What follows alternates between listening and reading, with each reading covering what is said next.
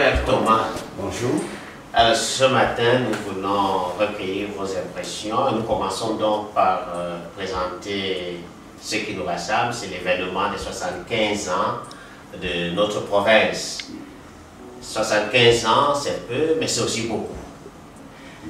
Et si vous êtes invité, c'est parce que vous, Père Thomas Mbaye, vous faites partie des anciens de notre province aujourd'hui. Vous avez une grande expérience. Vous avez été formateur dans cette province. Vous avez été supérieur provincial de cette province. Et vous êtes missionnaire sur le terrain. C'est pour dire qu'aucun des domaines de la vie de la province ne vous échappe. Vous avez également participé aux grandes instances de réflexion dans notre congrégation, les chapitres et autres.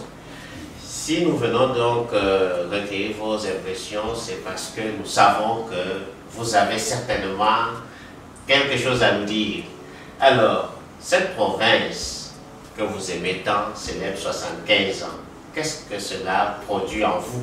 Ça, c'est la première question. C'est une très belle question, mais peut-être je vais répondre d'une manière un peu bizarre. Hein? Ce matin, je suis allé faire un tour au cimetière.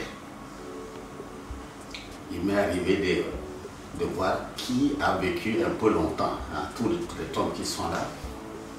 Et j'essaie de mettre le visage sur chacun, sauf ceux qui ont leur nom contre le mur, là, je ne les connaissais pas. Beaucoup, je les connais pas. Ça signifie que j'en connais beaucoup. 75 ans, c'est beaucoup hein, pour certaines personnes, pour certains événements, et c'est aussi peu. Mais pour moi, 75 ans, c'est beaucoup.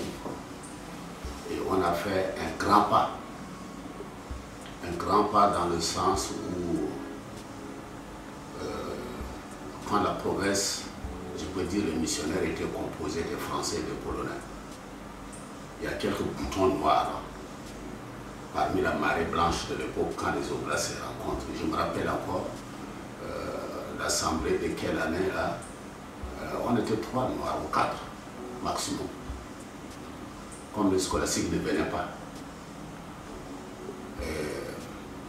Et même la forme des discussions est différente par rapport à aujourd'hui si on se rencontre pour une grande assemblée.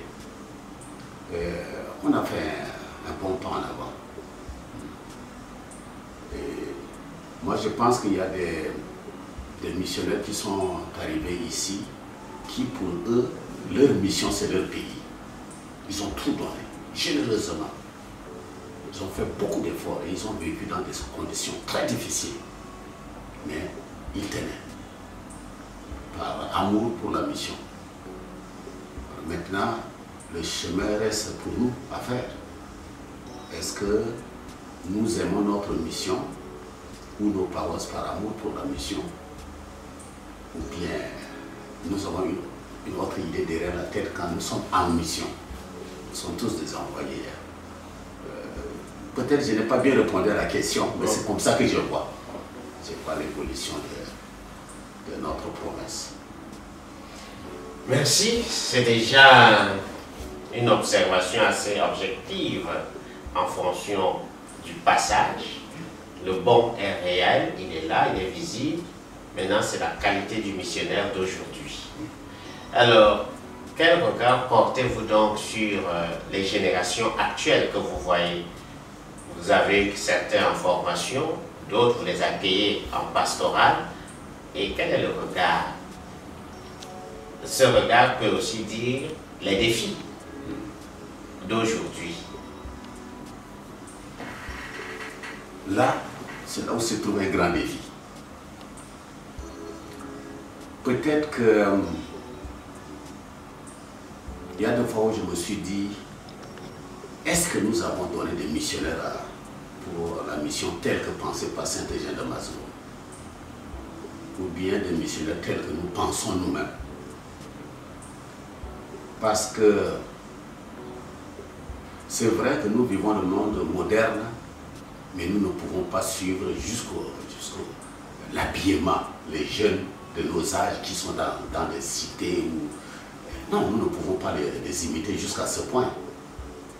Jusqu'au porter des jeans qui laissent la couleur de slip dehors.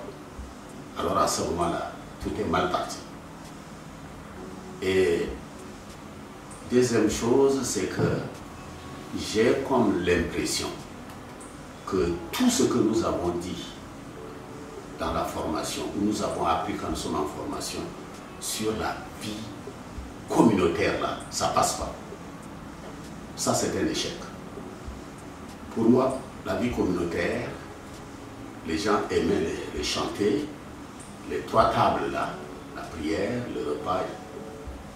Mais à peine tu prends la soupe, qu'un autre sort son téléphone, vous êtes à table pour communiquer avec. Cela signifie que l'acte communautaire que vous êtes en train de poser là, ça n'intéresse pas beaucoup. Ça c'est un. Deuxièmement, il fallait manger comme dans des casernes. Parce qu'on va se mettre là pour voir une seule personne qui est en train de parler. Donc les dialogues en communauté, ça n'existe pas, pour certains.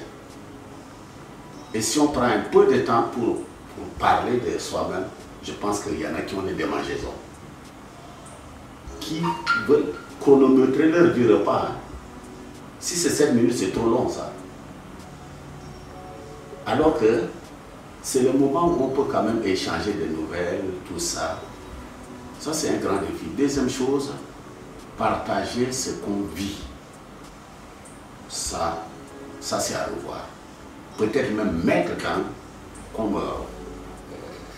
thème de rencontre avec les scolastiques. Moi, je reviens d'une mission, même si je vais célébrer une messe, je reviens, j'ai envie de partager avec mes frères. Comment j'ai trouvé les catéchistes, ça s'est très bien passé. C'est ça le partage, pour qu'ils soient au courant. Mais il y en a qui pensent que ça, c'est un domaine privé. Alors, la vie communautaire, le partage de ce qu'on fait, de ce qu'on vit, ça, c'est un très grand défi. C'est un défi à relever. Parce qu'on peut être avec, on peut être 2 ou 3 missionnaires dans une même communauté, mais on n'est pas au courant de ce que l'autre fait, ni ses difficultés, ni ses sources de joie. Chacun garde pour soi, chacun fait sa cuisine. Et ça, je remercie beaucoup les anciens missionnaires avec qui j'ai travaillé. J'ai appris beaucoup d'eux, beaucoup. Avant de prononcer mes voeux perpétuels, j'étais, comme je l'ai dit tout à l'heure là, un bouton noir parmi 4 blancs, 4 Européens, tous français, sauf le jeune Suisse qui était avec nous, qui est venu comme coopérant, s'occuper de... Mais on partageait. Quand on s'est rencontrés là, on partageait, voilà. Ce qui fait que ce que l'autre vit, je suis au courant. Mais il ne faut pas nécessairement rencontrer un catéchiste au sujet de duquel mon confrère m'a partagé en toute simplicité pour dire « Ah bon, ça ne va pas encore avec vous ?» Alors là, ça se manque de maturité totale. Je les rencontre, mais ils ne savent pas que je suis au courant de ce qu'ils vivent avec mon confrère. Et ça, j'en ai bénéficié. Je suis très content. Et puis ma première mission aussi, affectée d'abord à Doukoula, et en cours de route, une nouvelle nomination m'a trouvé à Fianga pour me dire que je ne m'arrête pas à Doukoula, mais je continue à Moulgoudaï. Donc, une nouvelle obédience qui m'attendait en route, je continue. Mais ce qu'on appelle se retrouver le dimanche après-midi jusqu'à mardi matin, là, on les respectait. Où c'était un moment de joie pour le vieux, c'est le moment où ils partageaient leur pipe ensemble, voilà, qualité de tabac que l'un ou l'autre a acheté, mais c'est l'occasion de joie. Mais être ensemble là, il n'y en a plus. Peut-être parce que c'est le moyen moderne de communication qui nous coupe maintenant de la vie fraternelle et de la vie de partage. Et ça se présente comme un défi pour nous. Moi, je serais mal à l'aise si quelqu'un vient d'une tournée peut-être en mission qui revient. Je ne suis même pas au courant de ce qui s'est passé pendant que mon frère est absent pendant 2 ou 3 jours. Alors que La première question, c'est de poser la salle. Est-ce que c'était bien passé? Ça, j'ai introduit déjà la conversation pour que l'autre aussi me réponde, me raconte un peu. Et moi, je dis, voilà, après toi, là, ce que nous avons fait, c'est comme ça. C'est ça pour moi, vivre là, vraiment, franchement, la vie communautaire. C'est pas seulement de nom, là. Bon, comment se fait-il qu'il n'y a plus de sucre, il n'y a pas de sel. C'est pas ça l'essentiel, en mon sens. Merci Père pour tous ces défis qui, malgré tout, ne tuent pas le zèle. C'est ça, ne tuent pas le zèle. Alors, nous sommes donc dans une dynamique d'action de grâce aussi, puisque c'est 75 ans. Nous regardons le passé avec gratitude, nous vivons le présent avec passion bien sûr, mais nous voulons aussi accueillir l'avenir avec grande espérance. C'est pourquoi le thème des 75 ans est assez évocateur. Avançons au large avec espérance. Et donc, aujourd'hui, avons-nous des raisons d'espérer? Ah, les raisons d'espérer, il y en a beaucoup. Ah, bien sûr. Quand on voit maintenant que, avant je disais des petits boutons noirs dans la marée blanche, et que maintenant quelques rares missionnaires sont des petits boutons blancs maintenant dans la marée noire. C'est déjà, il y a de quoi dire merci au Seigneur pour l'appel qu'il a lancé et pour la générosité des jeunes qui veulent se consacrer à sa suite. Mais nous ne pouvons pas oublier tous ceux qui ont versé le sang pour l'autre. Je pense à Djeneka. Je venais d'être nommé provincial quand on l'a assassiné à mai. Je pense à Kafel. Donc, j'étais nommé et j'enterrais déjà, comme si j'ai été nommé pour enterrer. Mais c'est ce qui est arrivé à tout le monde, ce qui va t'arriver aussi, tu vas enterrer. Et j'en ai beaucoup enterré, mais des gens qui avaient l'amour de cette mission-là. Pour penser à eux. Parce que moi, je pense que c'est une semence qu'ils ont jetée et qui porte de fruits. Ou alors le Pascal et l'autre de Mokolo. Ça se suivait comme ça. Et puis un jour, j'ai blagué au cours d'une assemblée générale ici, dans un groupe où je faisais partie d'un groupe. Alors j'ai dit, écoute mes frères, il y a déjà beaucoup de morts. Alors, je blaguais seulement, hein, dans le groupe de partage. J'ai dit, maintenant, avant de mourir, il faut que vous demandiez la permission au provincial. Et c'est sûr que je ne vous l'accorderai pas. Alors j'ai blagué comme ça. Après l'assemblée, lui, Émile, le frère, il s'était levé, il dit, voilà un message du provincial. Qu'avant de mourir, là, il faut... Bon, ça fait rire, mais c'était bien. C'était bien. Et tous ceux qui sont partis, on va vraiment avoir une mémoire. D'abord, tout ce qu'on a eu comme idée de faire ce cimetière-là, c'est quelque chose. Et puis aujourd'hui, je me suis dit, on s'était arrêté en 2005. Au tableau là, entre-temps, il y avait déjà... Et j'ai même dit que je viendrais dire au provincial la couleur rouge là, la date du décès là, l'année du décès là, c'est pas bon. Le rouge s'en va. On voit à peine pour certains. Est-ce qu'il faut changer de couleur ou pas? Ça, c'est le passé maintenant. L'avenir est là. Il y a quelques ajustements seulement à faire. Quelques ajustements. Pour qu'on soit efficace sur le terrain. Mais c'est une grande joie hein, quand tu tournes un peu le regard et que tu vois tous tes petits frères qui te suivent. Oh, mais quelle joie! On n'est plus seul, on est nombreux pour supporter la mission. Bon, moi je ne vais pas oublier de parler un peu de Félix Jokou. Hein. Ce jour, c'est plutôt Monseigneur qui a fait allusion à ça. S'il y a des oblats nigérians qui sont nombreux, c'est parce que Félix a ouvert la porte. Et comment il a ouvert la porte? Simplement en lisant Paul et Tropique. Est-ce qu'il comprenait? Est-ce que c'était en anglais qu'il a lu ou en français? Je ne sais pas. Comment cette grande revue des Oblats est arrivée au Nigeria? Et il a écrit pour dire, voilà, quand j'ai vu un peu le charisme au Oblat, là, ça m'intéresse, je vais être au Oblat. Donc il a écrit à Rome. Et la lettre arrive en France pour dire, la lettre arrive ici, mais il y a des Oblats à côté de toi, au Cameroun, tu peux traverser la frontière. Et c'était comme ça. Comme par un hasard, là, il a une petite lecture qui a drainé maintenant pas mal de jeunes. Donc ça aussi, il faut que, si je parle de ceux qui sont morts, je pense aussi à lui. Il faut que les jeunes nigériens ils pensent, se mettent dans la tête qu'il a ouvert la voie. Il a ouvert la voie simplement par curiosité d'une lecture. Alors, pour moi, l'avenir est bien. Ah oui, ça c'est magnifique. Et nous sommes sur une bonne voie. Même s'il y a certaines rectifications à faire. Mais l'essentiel est là. L'essentiel de la vie au Black est là. Merci pour cette espérance assez grande, cet optimisme. Et vous avez évoqué certaines figures, le père Henri Deneka, dont nous célébrons cette année les 20 ans de l'assassinat. Assassiné le 17 mai 2001, nous célébrons cette année, le 17 mai 2021, c'est 20 ans d'assassinat.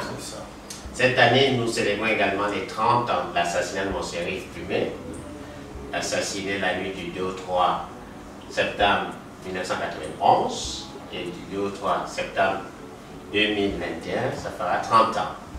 Ça, c'est ceux qui, on pourrait dire, ont versé leur sang. Oui. Mais il y a d'autres, les martyrs blancs, oui. Ceux qui ont versé leur sueur, qui avaient la couleur de sang.